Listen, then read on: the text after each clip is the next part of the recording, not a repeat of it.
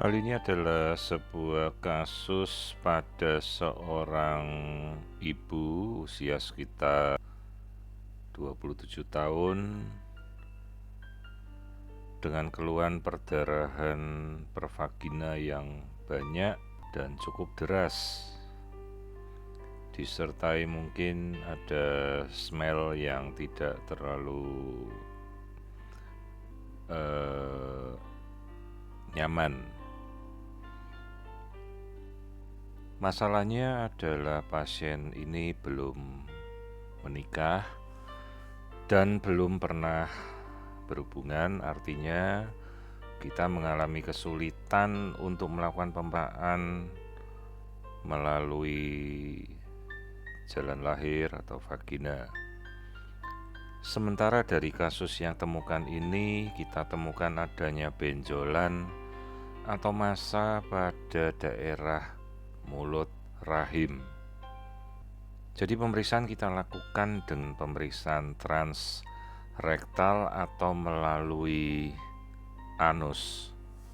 Setelah mendapat persetujuan dari pasien, kita lakukan pemeriksaan dan kita temukan adanya benjolan atau massa pada area mulut rahim,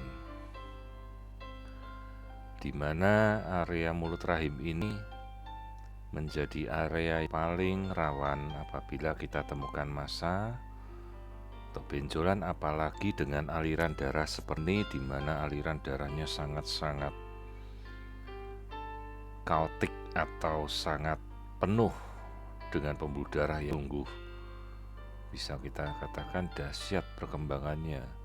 Sementara dari pinggir kita lihat mulut rahim yang seolah-olah aliran darahnya ini berasal dari pinggir.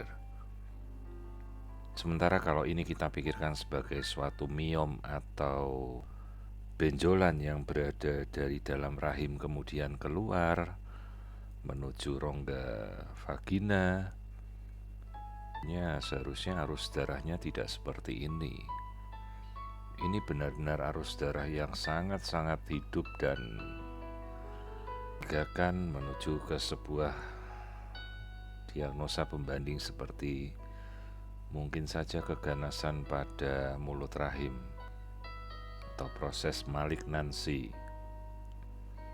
Permasalahannya kita tidak bisa mengambil biopsi jaringan pun pap smear karena yang bersangkutan belum menikah dan belum pernah berhubungan.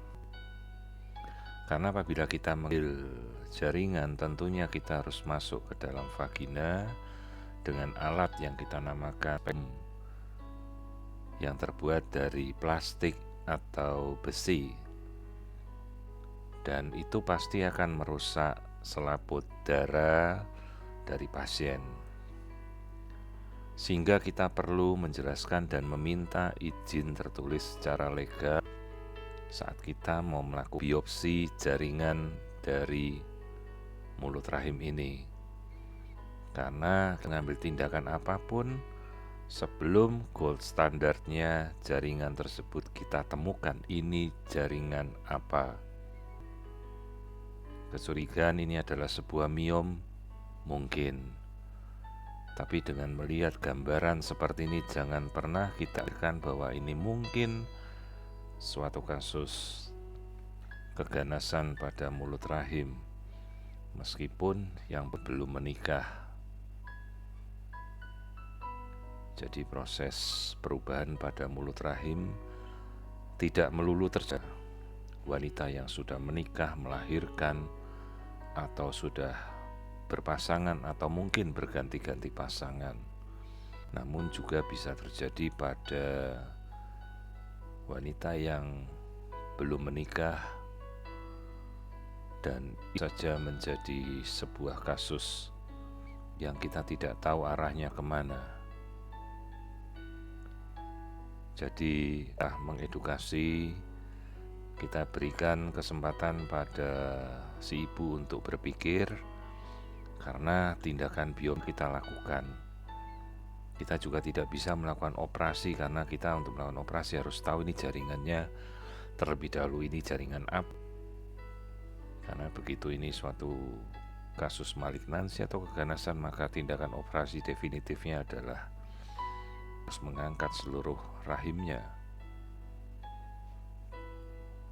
Namun apabila ini suatu jaringan jinak atau yang kita namakan maka kita harus ada bukti bahwa ini adalah jaringan yang jinak.